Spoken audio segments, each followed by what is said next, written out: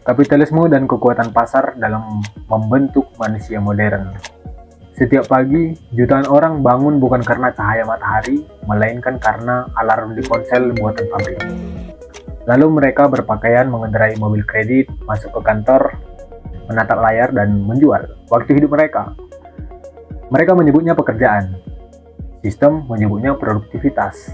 Tapi benarkah ini semua pilihan bebas?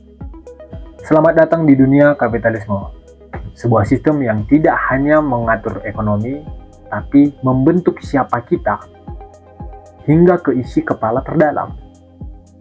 Awalnya adalah pabrik, mesin uap, tenaga kerja murah, revolusi industri mengubah dunia. Tanah jadi milik, waktu jadi uang, dan manusia jadi angka. Kapitalisme lahir bukan dari pasar bebas. Ia lahir dari penaklukan, penjajahan, dan revolusi berdarah.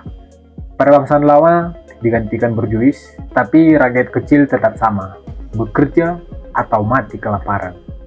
Adam Smith menulis tentang tangan tak terlihat, bahwa pasar akan menyeimbangkan semuanya, bahwa kepentingan pribadi akan menciptakan kebaikan bersama.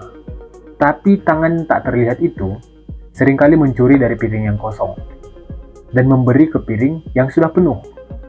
Kapitalisme tumbuh dari toko kecil hingga korporasi raksasa, dari pasar lokal hingga globalisasi tak terbendung.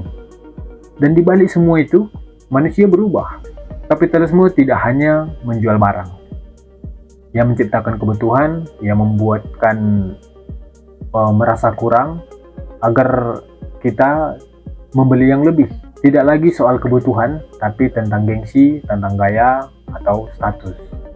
Sepatu bukan lagi tentang alas kaki, tapi simbol kelas. Ponsel bukan untuk alat komunikasi, tapi lambang nilai diri. Dan yang paling berbahaya adalah kapitalisme itu membuat dirimu sendiri percaya bahwa semua ini adalah normal, biasa-biasa aja. Seakan-akan nggak ada yang terjadi apapun. Dari kecil kita diajari untuk membeli. Iklan jadi pendidikan pertama, brand jadi identitas. Apa yang kita makan, apa yang kita pakai, baca, dengar, semua dikurasi oleh pasar. Kapitalisme tidak membunuh dengan kekerasan, tapi dia menyusup lewat kenyamanan. Kenyamananku, kenyamananmu, atau kenyamanan kita-kita. Toko swalayan lebih mematikan dari tank. Diskon lebih berbahaya dari peluru. Karena saat kamu merasa puas, saat aku merasa puas, kita ini tidak sadar bahwa kita sedang dijajah sebenarnya. Di atas panggung, kapitalisme menjanjikan mimpi. Tapi di balik layar, ia menyembunyikan mimpi buruk. 1% orang menguasai lebih dari separuh kekayaan dunia. Sementara sisanya berebut remah-remah roti sambil menyalahkan satu sama lain. Kemiskinan dianggap kegagalan pribadi, padahal sistemlah yang membuatnya. Kapitalisme menjual mimpi, lalu menagih bunga. Ia menciptakan kompetisi tanpa ujung, hingga manusia berubah menjadi serigala bagi sesamanya. Namun manusia tidak tinggal diam. Setiap zaman melahirkan perlawanan, dari serikat buruh hingga boikot konsumen, dari koperasi rakyat hingga sistem ekonomi alternatif.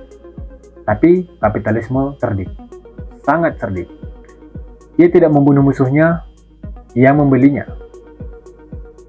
Kapitalisme itu menjual pemberontakan sebagai tren.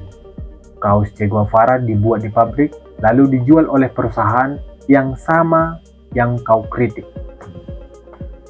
Revolusi pun kini bisa dikemas dalam kemasan limited edition. Kapitalisme tidak hanya mengatur dompetmu, ia juga menyentuh jiwamu. Kebahagiaan saat ini diukur dari notifikasi belanja. Cinta dikapitalisasi oleh aplikasi. Kecemasan dijadikan sebagai peluang pasar. Dan dalam semua itu, manusia modern menjadi kosong, terhubung dengan seluruh dunia, tapi terputus dari diri sendiri. Saat ini kita harus bertanya, apakah kapitalisme adalah akhir dari sejarah? Atau hanya satu babak dari cerita panjang manusia? Mungkin kita tidak bisa menghentikan pasar, tapi kita bisa mulai mengendalikan arah. Bukan untuk kembali ke masa lalu, tapi untuk menulis masa depan yang tidak terkendalikan iklan. Kapitalisme membentuk manusia modern, tapi manusia sejati tidak diciptakan pasar. Ia lahir dari keberanian untuk mempertanyakan segalanya.